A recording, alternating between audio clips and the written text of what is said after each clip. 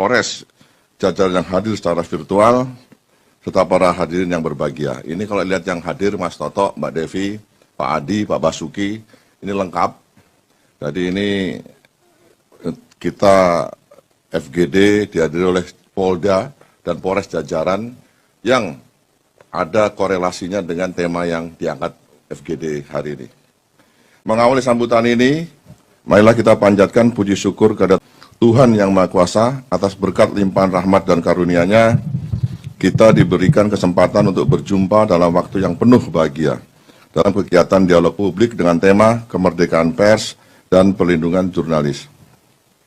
Semoga kegiatan ini dapat bermanfaat bagi bangsa yang kita cintai ini. Bapak, Ibu, serta hadirin yang berbahagia, sebagaimana kita ketahui bersama bahwa pers memainkan peran yang sangat strategis dalam mensukseskan agenda pembangunan di suatu bangsa. Karena pers menghadirkan berbagai informasi dan kritik sebagai kontrol sosial dalam mengawal pembangunan tersebut. Di samping itu, rencana maupun implementasi dari program-program pembangunan perlu disosialisasikan agar diketahui dan mendapat dukungan dari masyarakat. Pers di tahun politik saat ini harus mampu menempatkan diri sebagai pers yang berkeadilan, baik untuk partai politik maupun peserta pemilu, dan tidak berlaku sebaliknya, yaitu sebagai sumber gaduh yang dapat memicu perpecahan dan pada akhirnya akan menimbulkan gangguan Kamtibmas. Undang-Undang Republik Indonesia Nomor 40 Tahun 99 tentang pers pada pasal 6 dijelaskan bahwa terdapat 5 peran pers dari pers nasional, yakni 1. Memenuhi hak masyarakat untuk mengetahui. 2. Menegakkan nilai-nilai dasar demokrasi, mendorong terwujudnya supremasi hukum dan hak asasi manusia serta menghormati kebinekaan. Yang ketiga, mengembangkan pendapat umum berdasarkan informasi yang tepat, akurat, dan benar. 4. Melakukan pengawasan, kritik, koreksi, dan saran terhadap hal-hal yang berkaitan dengan kepentingan umum. Yang kelima, memperjuangkan keadilan dan kebenaran. Sebagai pilar demokrasi, eksistensi pers dalam mengawal pembangunan bangsa tidak hanya berada pada jalan yang mudah, namun jalan yang berliku dan terjal tidak jarang dijumpai oleh insan pers itu sendiri sebagai konsekuensi dari pencarian berita yang tidak jarang berhadapan dengan kepentingan-kepentingan tertentu. Berkaitan dengan kondisi tersebut, maka dalam pasal 2 pada Undang-Undang Pers ditegaskan bahwa kemerdekaan pers adalah salah satu wujud kedaulatan rakyat yang berasaskan prinsip-prinsip demokrasi, keadilan, dan supremasi hukum. Untuk itu, kemerdekaan pers dijamin sebagai 1.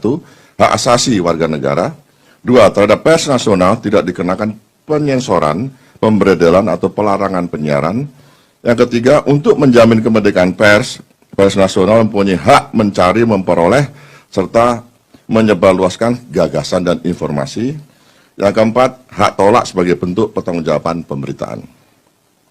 Bapak, Ibu, serta hadirin yang berbahagia, sejalan dengan isu kemerdekaan pers, jaminan terhadap kebebasan pers memiliki kausalitas dengan perlindungan jurnalis pada konteks Indonesia.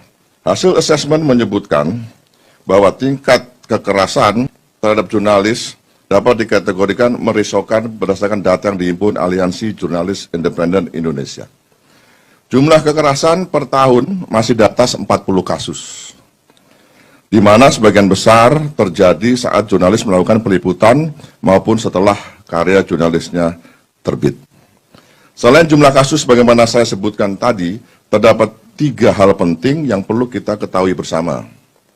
Pertama, meningkatnya serangan digital terhadap jurnalis mulai dari menyebarkan informasi pribadi jurnalis hingga serangan cyber yang terjadi akibat banjirnya jaringan internet oleh fake traffic kepada situs perusahaan media.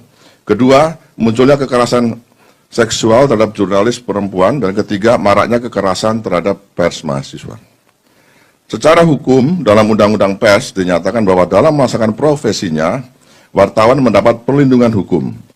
Terlepas dari kontroversi yang ada, diksi perlindungan hukum sebagaimana dimaksud merupakan jaminan perlindungan pemerintah dan masyarakat kepada wartawan dalam melaksanakan fungsi, hak, dan kewajiban, dan perannya sesuai dengan ketentuan peraturan perundang-undangan yang berlaku.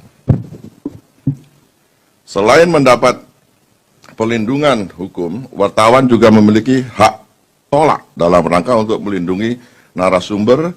Lebih dari itu, pasal 50 KUHP, wartawan dan media sebagai pelaksana Undang-Undang Nomor 40 Tahun 99 tidak boleh dipidana. Pasal 50 KUHP secara jelas menyatakan bahwa barang siapa melakukan perbuatan untuk melaksanakan ketentuan undang-undang tidak dipidana. Karena itulah wartawan terkait tugas dan profesinya tidak bisa ditarget dalam undang-undang ITE. Ini perlu dipahami nanti Pak Mas Toto, Mbak Devi, silakan nanti didiskusikan, karena yang pesertanya ini ada dari Bareskrim juga, dari Divkum sebagai pembina fungsi utama di jajaran. Mudah-mudahan acara ini dapat berlangsung dengan lancar. Saya minta peserta FGD kita di sini